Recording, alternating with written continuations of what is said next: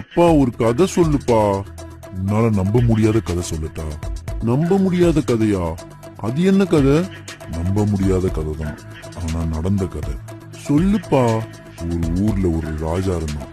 அவன் ஏற்கனவே மக்களுக்கு ரொம்ப பிடிச்ச ராஜா இறந்த பிறகு அந்த பதவிக்கு வந்தான். அந்த பதவிக்கு பயங்கர போட்டி இருந்துச்சு.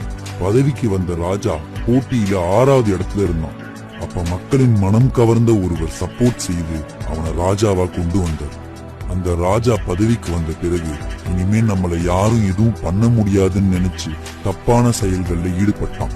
அப்ப மக்களுக்காக மக்கள் கொடுத்த வரி பணத்துல வாங்கின சர்க்கரைய கூட திருடிட்டான். அப்போ அரசவையில அதை பத்தி கேள்வி கேட்டாங்க. அதுக்கு கொஞ்சம் கூட வெக்கமே இல்லாம மக்களுக்கு வாங்கின சர்க்கரையை இரும்பு சாப்பிட்டுருச்சு அப்படின்னு சொன்னான். உடனே கேள்வி கேட்ட அவர் திரும்பவும், அப்ப சர்க்கரை வச்சிருந்த சாக்கு என்ன ஆச்சுன்னு கேட்டார். சரியான கேள்விப்பா. இப்ப அந்த ராஜா திருடினதை ஒத்துக்கிட்டானா? அவனுக்கு உண்மை பேசி பழக்கம் கிடையாது. அவன் எப்படி ஒத்துக்குவான்? அவன் சொன்னா, அந்த சர்க்கரையை இரும்பு சாப்பிட்ட மாதிரி சர்க்கரை வச்சிருந்த சாக்க கரையான் சாப்பிட்டுருச்சுன்னு சொன்னான். என்னப்பா இது? இப்படிப்பட்ட ஆளை கொண்டு வந்த அந்த மக்களின் மனம் கவர்ந்த அவர் என்ன செய்தார்?